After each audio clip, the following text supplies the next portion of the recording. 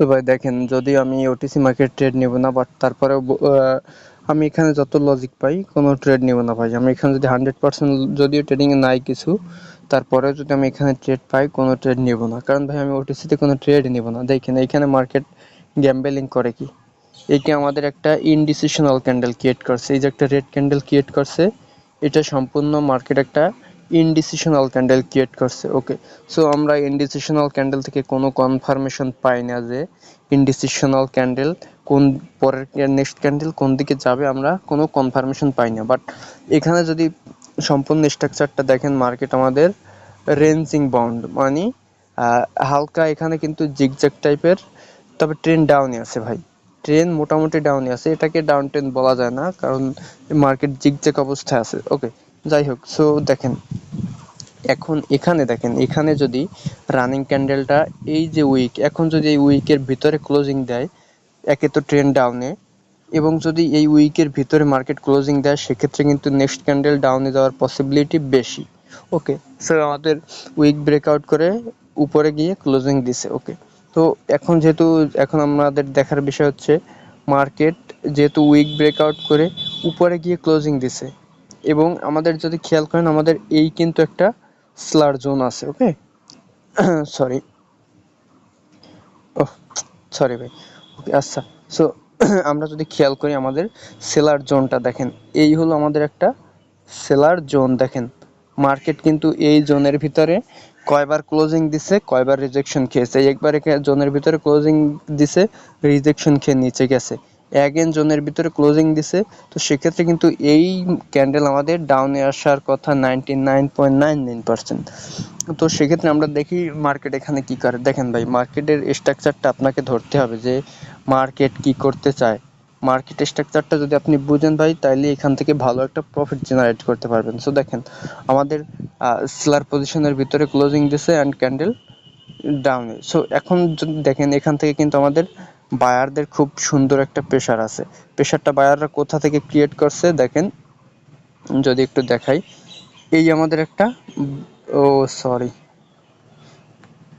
Sorry ভাই, যদি খেয়াল করেন আমাদের একটা বায়ার উইক জোন আছে। কই বায়ার উইক জোনটা, এই যে আমাদের একটা বায়ার উইক জোন আছে। হ্যাঁ, সো মার্কেট কিন্তু এই বায়ার উইক জোন থেকে রিজেকশন নিয়েছে। যদি দেখেন এই যে ক্যান্ডেলের উইকটা কিন্তু এই উইক জোন থেকে মার্কেট রিজেকশন নিয়েছে। যেহেতু রিজেকশন নিয়েছে অ্যান্ড এখান থেকে মার্কেট মোটামুটি বায়ারদের সাথে যাচ্ছে, তো এখন মার্কেটের ওভারঅল টার্গেট থাকবে স্ট্রং প্রাইস। হ্যাঁ, এই যে স্ট্রং প্রাইস এটা ফুলফিল করা। সো দেখেন মার্কেট কিন্তু অলরেডি স্ট্রং প্রাইস ফুলফিল করে ফেলছে।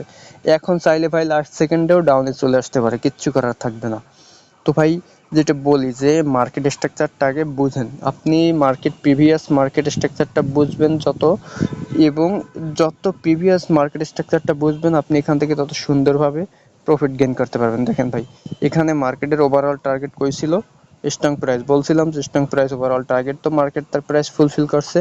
এখন যদি এই ক্যান্ডেলটা দাঁড়ানো, ওয়েট দেখি আমরা একটু ক্যান্ডেলের রিজেকশনটা দেখি। ওকে, দেখেন, সো এই ক্যান্ডেলটা আমাদের কি কাজ, যদি এই ক্যান্ডেলটা আমাদের এই স্ট্রং প্রাইসের উপরে ওঠে, হ্যাঁ, যদি আমাদের এই দাগের উপরে উঠে ক্লোজিং দেয়, নেক্সট ক্যান্ডেল ডাউনে আসবে। কেন ডাউনে আসবে, কারণ এখান থেকে এই ক্যান্ডেল অলরেডি এর যে স্ট্রং প্রাইস যেটা টার্গেট ছিল মার্কেট সেটা ফুলফিল করে ফেলছে। এখন যদি এই প্রাইসের উপরে ক্লোজিং দেয়, হয়তো অনেকে ভাববে স্ট্রং প্রাইস ব্রেকআউট করছে, সেক্ষেত্রে মার্কেটের টার্গেট থাকবে এটা, কিন্তু এখানে মার্কেট আপনাদের সাথে গ্যাম্বলিং করবে। দেখেন এটা যদি এই স্ট্রং প্রাইসের 50% উপরে ক্লোজিং দেয়, দেখবেন মার্কেট নেক্সট ক্যান্ডেল বুম করে ডাউনে চলে আসবে ভাই।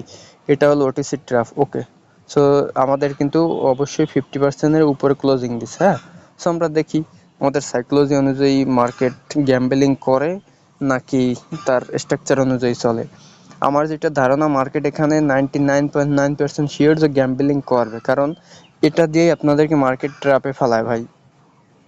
কারণ যেহেতু আমাদের স্ট্রং প্রাইস ছিল মার্কেট তার টার্গেট ফুলফিল করছে এবং প্রাইজের 50% উপরে মার্কেট ক্লোজিং দিছে।